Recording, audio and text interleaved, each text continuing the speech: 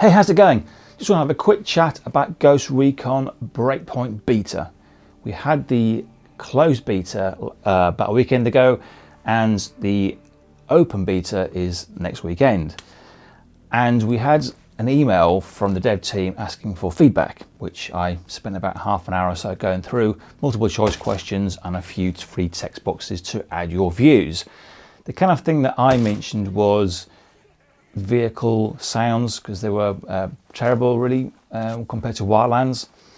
And I also mentioned something to do with what's called guided gameplay. So originally you pick up a side mission, they have 3 clues. One was the region it was in, then it was where it was in that region, like south of Lake X, and then you might have another thing like inside a blah blah blah base or near a such and such. But you could use those 3 clues to narrow down where you were going. Now you have a choice to have guided, which pretty much puts the dot on top of somebody's head, which is a bit easy. I used that mode in the last beta, and I was kind of deciding to myself that when I get the full game and have more time, I would probably go the non-guided version, because I think it'd be more fun really. I personally think there should be a third option in the middle.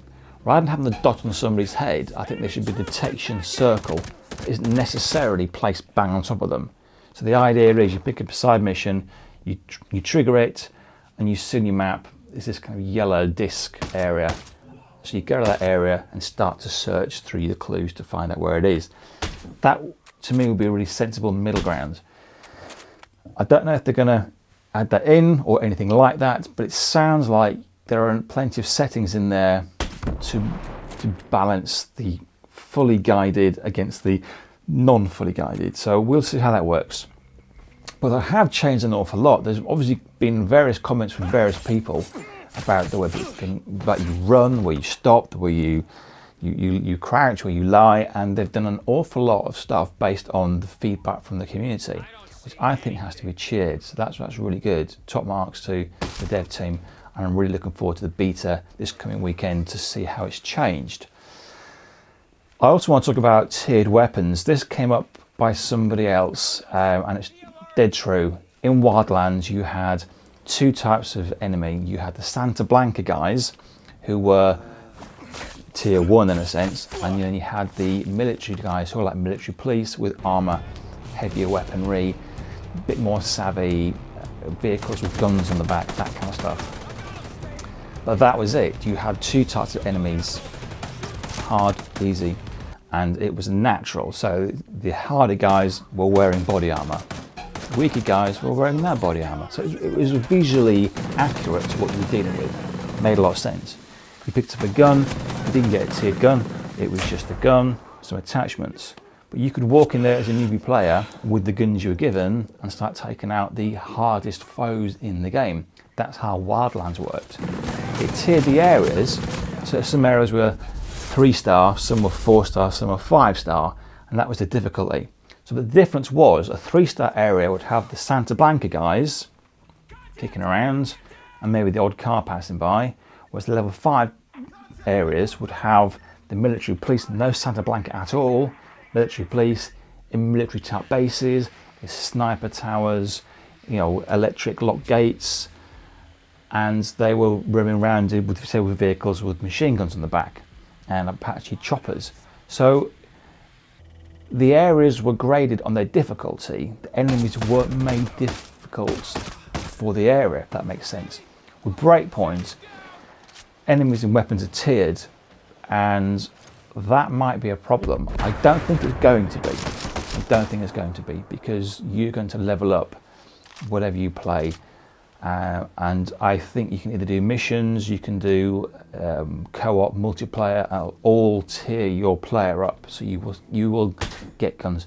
But it is becoming a bit of a looter shooter. I'm just hoping the balance means that you don't have to grind to progress through the game. I don't think you're going to have to be. So that's going to be interesting. The other thing we're going to get is we're going to get AI teammates. And this is something in Wildlands that was good and did make the game a lot easier if you use them. often compared to real life players. So you can, if you're playing on your own, you know, a quick blast and your mates out online, you can just use your AI teammates to pop through with Wildlands. With Breakpoint, we haven't seen this yet. So everything's been on your own, and there's some instances I had in the beta whereby this got really tough. The enemies were tough. There were different types of enemies in the same area. It was very easy to alert them. It was very tricky to take out certain people without leaving bodies that were then found.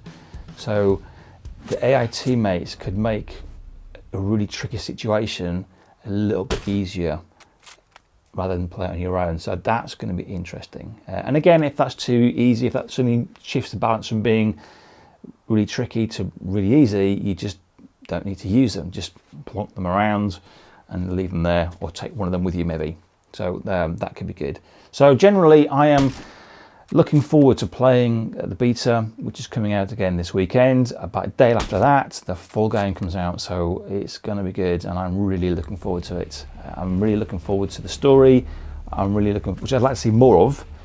I'm really looking forward to. I think this beta, I am going to try not to do the missions, because I've already done them twice, the ones that you're allowed to do. I think I'm just going to walk out the camp and just go and create havoc,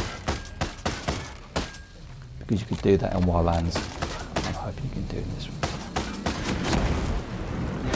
bring on the havoc.